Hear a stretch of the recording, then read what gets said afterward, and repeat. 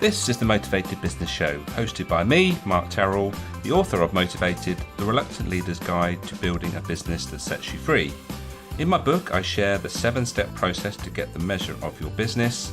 M.E.A.S.U.R.E is an acronym that stands for Mirror, Evaluate, Action, Systemize, Unify, Review, and Energize. On each episode, I'll be chatting to a business owner about how they stay motivated and how they've got the measure of their business. So without further ado, let's find out who's joining me on this episode. Hello and welcome to this edition of the Motivated Business Show with me, Mark Terrell. And today's guest I met in lockdown. We were in an online meeting, I think, and then he was kind enough to invite me on to present to his community, talk about motivation. And I recently met him in person, which was at an event at a mutual friend event about territory mapping, Anthony Willoughby, and it was good to meet Chris then. So before we get stuck into the conversation with Chris and what his business and what he's all about, let's just remind you about my book. I mentioned the 7-step process that is in that book on the podcast. So if you want to find out more about what those 7 steps are, and also the 2 magic steps beforehand, then my book's available. And if you want to contribute to the show, we don't have a sponsor, then I will share a link to the Buy Me a Coffee. And if you contribute or buy 2 coffees, then you'll get a free copy of that book. So I'll send that to you. Right, without further ado then, let's bring on our guest. Welcome, Chris. Hello, Mark. Thank you for having me. Lovely to be here with you. Looking forward to our conversation. Before we do that though, let's give you the opportunity to introduce yourself properly. Thanks, Mark. Hello, everybody. I'm Chris Bantock, and I am the founder of Agency Local, which is a support community for marketing and creative businesses. So helping them navigate the commercial side of actually running an agency, because most agencies start out life because the owner has a passion or a training in something, and running the business wasn't it. So it is can be a bit of a fraught route to actually running an agency, coming up against challenges, blockages, whatever, learning as they go. And what we do is provide a support mechanism to help them on that journey. Yeah. And I guess different agency owners have got different aspirations for their business, and that's okay, isn't it? Not every agency is going to be the same. Absolutely not. Everyone is completely different. Everybody has their own journey and take their own route and their own path. So, the sort of cookie cutter approach to agency, I don't think works, because everyone is different, as you say. Yeah. So you mentioned the journey. I'll be interested, I'm sure the listeners and viewers would like to hear a bit about your journey, how you ended up running this agency, particularly for branding agencies. So it'd be good to hear about that. Okay, sure. My journey really started into agencies, where I formed an agency. I sort of fell into agency world because I came through the route of being a digital marketing consultant or stroke freelancer. Worked closely with 2 other people. One was a web development business and the other was a branding business. And we got on, and together we came together to form an agency. I ran that agency for 12 years and managed to, opportunity came to sell that in 2018. So I got curious, followed the white rabbit, sold the business in 2018 and left in 2019.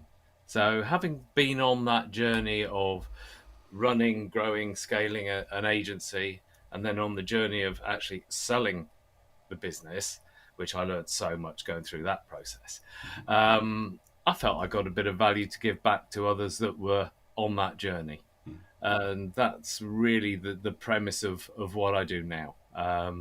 Most people call it a coach or mentor. I don't like that box. I call myself a guide, because coaching and mentoring are just two things that I do. It's advising, Yeah, it's educating, it's consulting, it's motivating. That's much more than coaching. yeah, So basically, working with an agency owner, being by their side, to help them navigate the ups and downs of running an agency. yeah. I like the word guide. I've mentioned it in my book actually about being the guide rather than the boss, Yeah, because that's what people are looking for, isn't it? And essentially, if you could be a guide, you end up being a natural leader. That's how I see it anyway. yeah. And I can't. I remember when we met, you were in the process of just moving into a new brand. So the journey is continuing. I wondered how you're sort of getting on with that new branding. Yes, well, as we said in our pre-chat, it can take a long time to sort of change your brand and introduce a new one, and that's certainly my case.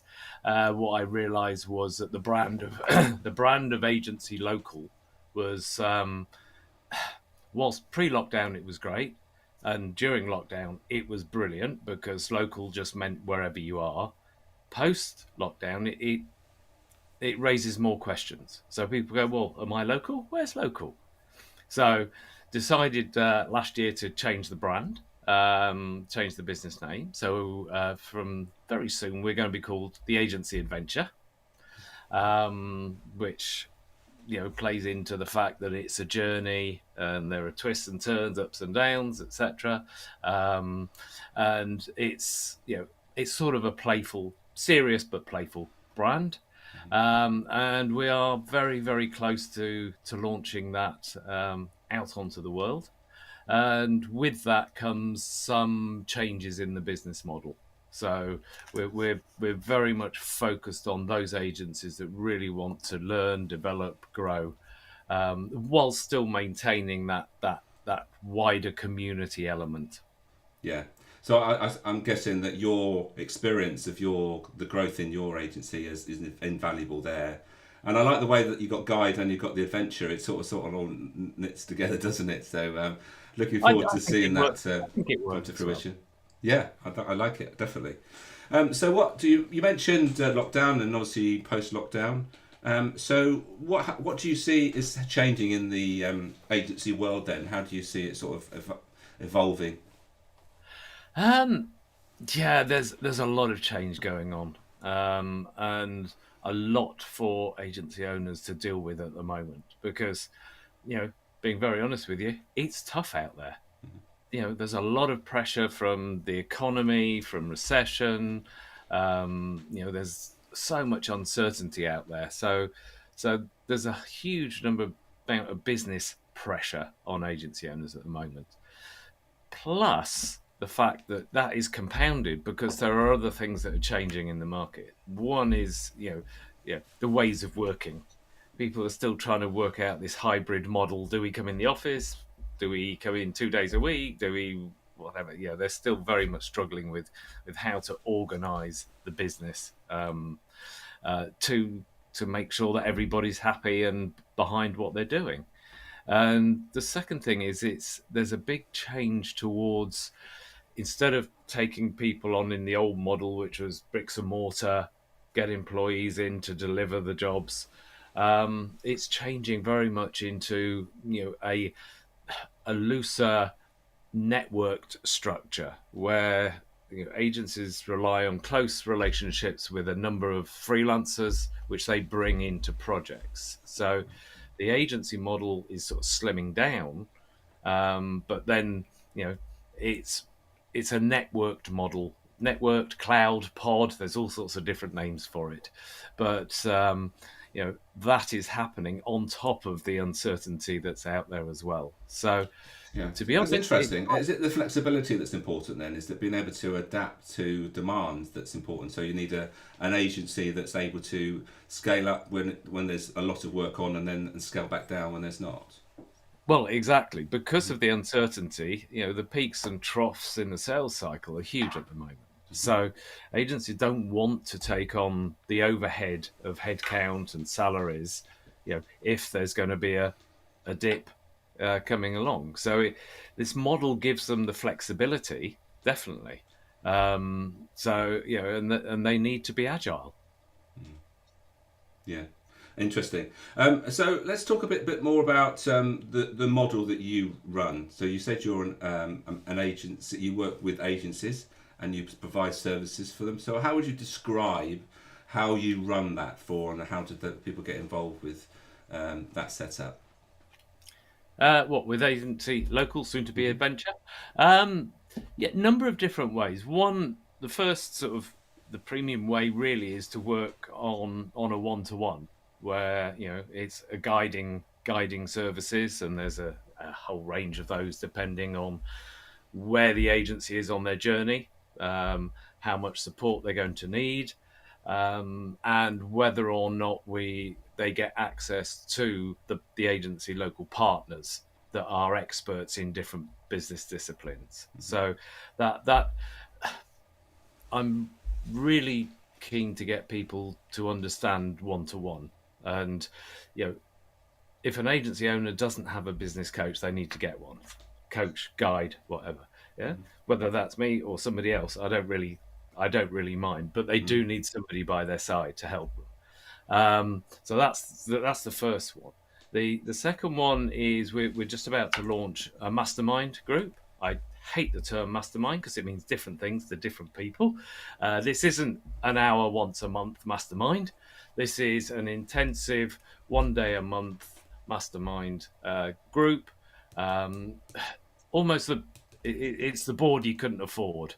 It's having that collective people, that collective knowledge and wisdom, all working together to help each other, and that will be sort of fully facilitated, and it will also include an element of one to one as well in that. And the third one is one of the first steps in terms of actually beginning to work on your business is to work is to start planning, is to do look at what you need to improve, and we work on a 90-day cadence. We have planning groups that work they on that cadence. There's again an element of one to one. So we work out together what the plan's going to be over the next quarter. And then we meet once a month for accountability, keeping on track, talking through any challenges or blockages. So Right. they're the three main ways of engaging. And then there is a wider community on, we use Slack for our community that any agency owner can join, and it's absolutely free. So it's a way to engage other owners of. Okay. Seem to have a little bit of a lag there in the. Oh, you're back. So, Chris, that's really interesting. What I was going to say was, so how does this work for you as a business owner? Because ultimately, you're running a business and you're helping other business owners to grow their businesses. So, how does what you do particularly sort of keep you motivated? I guess. That's interesting because I I love helping people and seeing people grow and blossom, develop individually, plus seeing their business grow as well. And this plays into what I do. I think on when I did the your motivational Matt thing. Friend was quite high up on mine, Hmm. and that's definitely one of the things that motivates me. I love that the whole area of helping people either directly or creating the environment in which they can get support from other people as well. So that whole collaboration, making sure that people can create opportunities and see each other. That's what really gets me up in the morning. Yeah, and I remember our pre-show chat. You talked about the importance of community. So, do you want to elaborate a bit more about that? Why you see that as an important part of what you do? Um, well, community in general is really important, and there are lots of, certainly in agency world and outside of agency world, there are even more communities, and I think people need to be very careful which community they choose to play in. Everyone will deliver something different, but being part of a community, it can be very lonely out there running a business. and having a community around you is great. From to get over that, you're not on your own. Feeling that a lot of owners have. But secondly, it's a way to talk to other people, find out what's going on, get support, get help. And the third thing, it's a way of learning and increasing your knowledge and what you're doing along your sort of journey. So and it's got to have the right ethos and values that align with you. I think that's a really important thing when people are looking at communities and choosing which one to play in. And it doesn't need to be one. I mean, people are part of lots of different communities, but the power of the community is immense. Yeah, you mentioned, I guess, the mastermind part and bringing like-minded people together is have power in itself. But when you have someone that's already overcome a problem and someone's got that problem or something very similar, then you can fast track those people so they get over those hurdles quicker. And when we go back to our territory mapping session that we had, it's about navigating the swamps and getting over those mountains that are put in our way. And so if we got a way that can navigate us around and over those obstacles quicker, then that's better for us, and it actually serves the community, doesn't it? It does indeed. And I always remember when I was running my agency, went to one of these community events, and I was just chatting with sort of 4 or 5 other agency owners, and I went, oh, you know what? I've really got a problem with this at the moment. And 3 of them went, yeah, I've got that problem too. And I just went, oh, thank God for that. It's not just me. And then the fourth one, yeah, I have that problem, and I did this, and this. Mm-hmm. And those 2 things are so powerful. Yeah. And I'm guessing this, but have you found that when you bring people that are like-minded and doing similar things together, they end up finding ways to work together? So collaboration as opposed to competition being the most important thing? 100%. Yeah, 100%. And because it builds a closer relationship, you get to know that person, you get to know that person's business, what they're good at, what they're not good at. And out of that springs opportunities. Well, you're not good at that, but we're really good at that. Why don't we work together on a project? And the collaboration, not competition, just runs straight through me. As Simon Sinek calls it, there's no such thing as competition. It's only worthy rivals, and you can learn a lot from worthy rivals.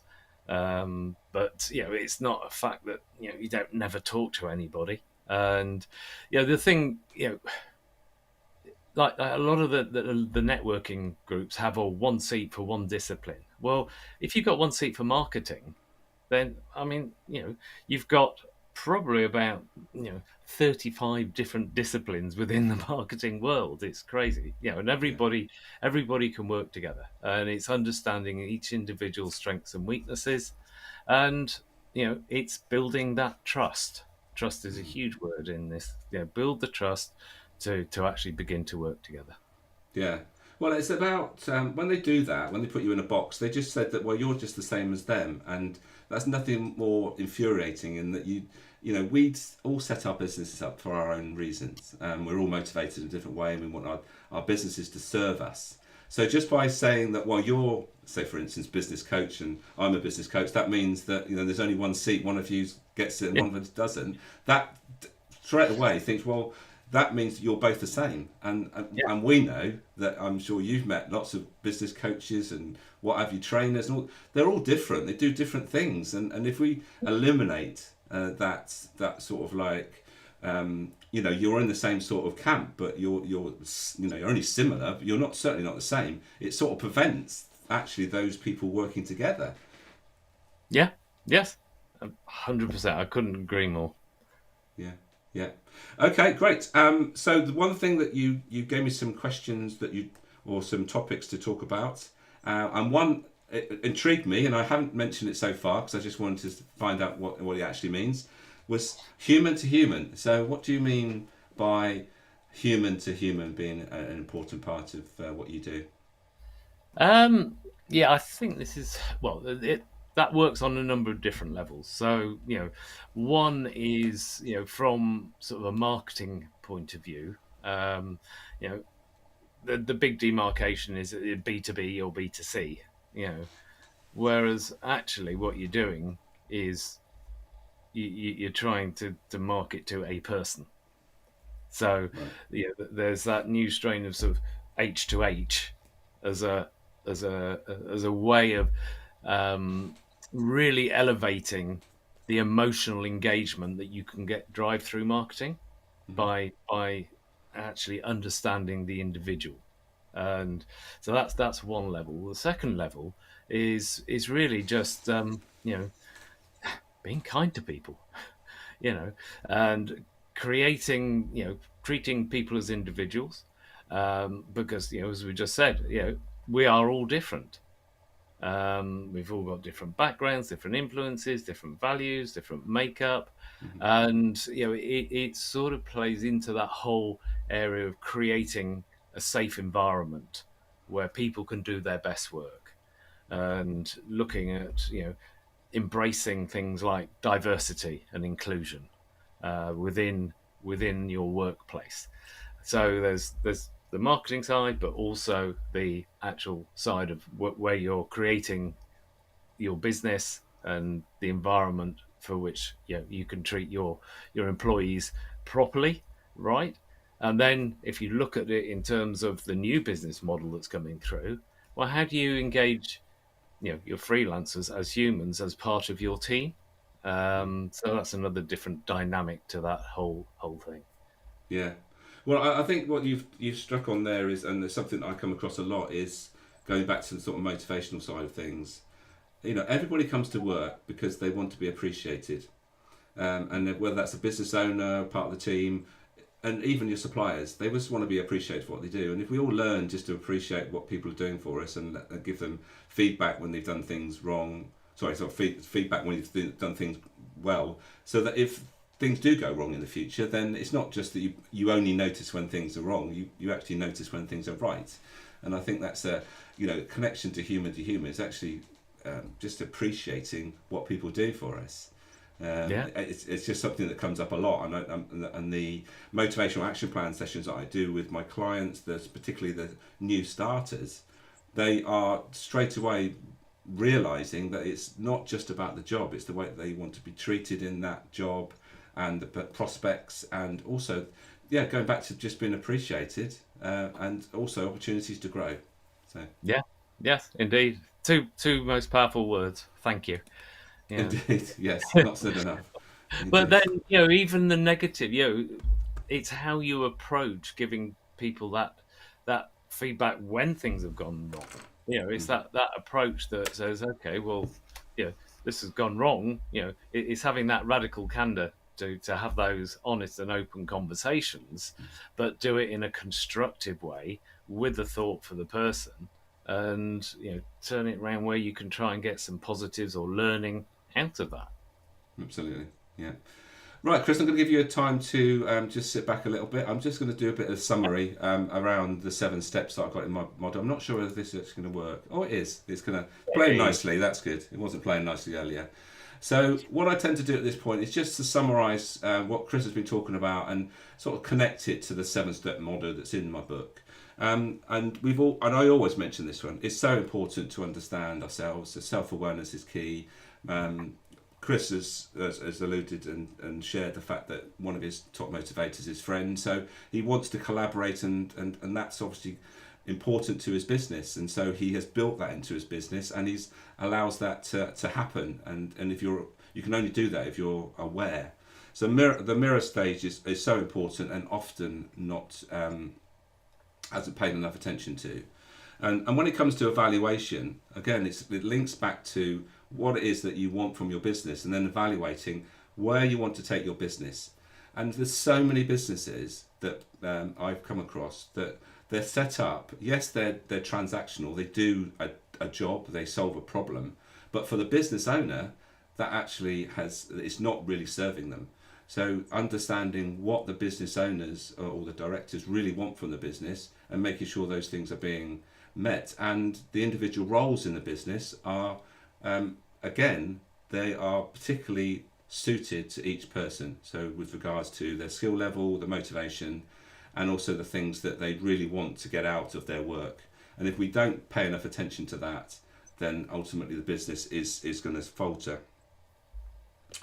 So I think those are the key things that we've talked about here. We've actually talked a little bit about the unify with regards to the team, understanding how we create a team. That's a key thing, which we haven't really we've sort of alluded to, and we've talked about the concept that you talk about with regards to collaborating over competition. But maybe we could talk a little bit more about that and how that sort of pans out with regards to creating a team, Chris. Well, yeah, I think that whole it, it it often boils down to the culture that you create within a work environment, agencies specifically, and um, it's about having that, the leader of the agency or the business to be able to create a vision that then becomes a shared vision. So everybody knows the journey, everybody knows the destination, the path that they get there, um, that all the individuals can contribute to, Yeah. and that's the first thing. The second thing is creating that safe space, where everybody's valued, everybody has a voice. It's not just the voice of the owner or the leader; it's the team, and I think those two things combine to unify and to move everything forward.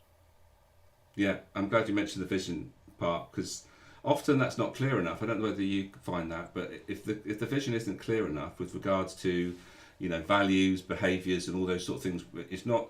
And when we talk about the vision, we shouldn't just be talking about, like, some of my clients. The only thing they know about the business they work in is that they want to double their turnover, and it's just a numbers thing. And you think, Yeah, well, is that really inspiring? With regards to a vision, is about what we're trying to create here ultimately, and why are we doing this, and yeah, what's important to us, and yeah, what are those values that we hold dear? Are we actually going to get business for whatever business will take it, or actually are we going to make sure that we work with the types of business that share our values?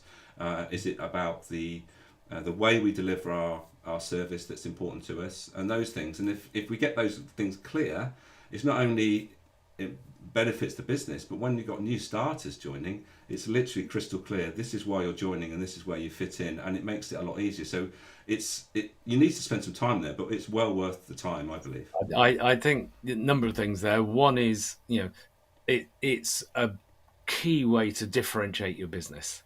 You know, we we operate in a a marketplace of where there's so many marketing agencies out there, and they all look the same. And so by having that clarity in terms of who you are, why you're different, who you serve, what you do, is key. So the other thing is, if you've got that, then there's a big groundswell around employer branding. And what I mean by that is you're attracting the right staff that buy into what you're doing and therefore become a cultural fit to what you're doing, and they're naturally attracted. But the same applies for moving to this new model. You know, if you're fighting for freelancers' time, then if they're buying into you, your vision, what you're trying to achieve, then you're more likely to get buy-in there as well. So it attracts customers, employees, and staff. Yeah, absolutely. All right, time is running out, unfortunately, Chris. But I think before we go, I haven't prompted you on this, but I'd like to know your views on AI. Is that having an impact on what you do, or is it too early days at the moment? Um, it's having a huge impact on the marketing creative sector as a whole. Yes, um, number of ways. One, customers are playing with it, so it they can get things done that maybe an agency was providing as a service before. So the that power's sort of shifting. agencies are looking how they can use AI to deliver a service and hopefully a better service. Mm. Um, and a lot of people are worried that it's going to take away a lot of what agencies do. Yeah. But yeah, my view on AI is the fact that it's a tool. It's there and it's not going to go away. It's only going to grow and develop, Sure. and it those that win will be the ones that embrace AI, understand it, and learn how to use it. Mm. So you know, and out of that, it will create jobs. If you look back to when the internet first came out, everybody, oh god, the internet, oh that's gonna wipe out all these jobs and everything else like that. Our whole industry is based around the internet. Yeah. You and I suspect it will be the same, with AI. Yeah, I mean, what they say, like 40% of the jobs that are going to be around in 10 years' time haven't even been created now. I don't even know what they are. So Yeah, we'll just have yeah, to wait and see. But as you said, we just need to keep abreast of what's going on and try and keep ahead of it. But that's going to be challenging itself. So, indeed. Chris, thank you for your time today. I really enjoyed our chat. And hopefully we'll catch up soon, maybe in person. Yep. But for now, I'll let you go and do your best work. Well, thank you very much, and thanks for the opportunity. Really enjoyed the chat. There we go then. So that's Chris Bantock. And so if you're running a marketing branding agency, then he's your man to talk to. Get in touch, and I'm sure he would be more than happy to help you if that's what you need. Just before we go then, just to remind you of the book, I've shared the 7-step model, which is in that book. And also, if you would like to contribute to the show creation, then there's a Buy Me a Coffee in the comments below or in the show notes if you're watching this on replay on YouTube. And if you buy me two coffees, then I will be more than happy to send you a copy of my book to say thank you. So there we are. That's another episode done. I think that's episode 10. So we've got to double figures. Thank you for those that joined us live. And if you catch this on replay, don't hesitate to leave any comments for me or for Chris. We would be more than delighted to answer any questions and help you whenever we can. For now, have a great day. Take care of yourselves, and I will see you very soon on the next episode.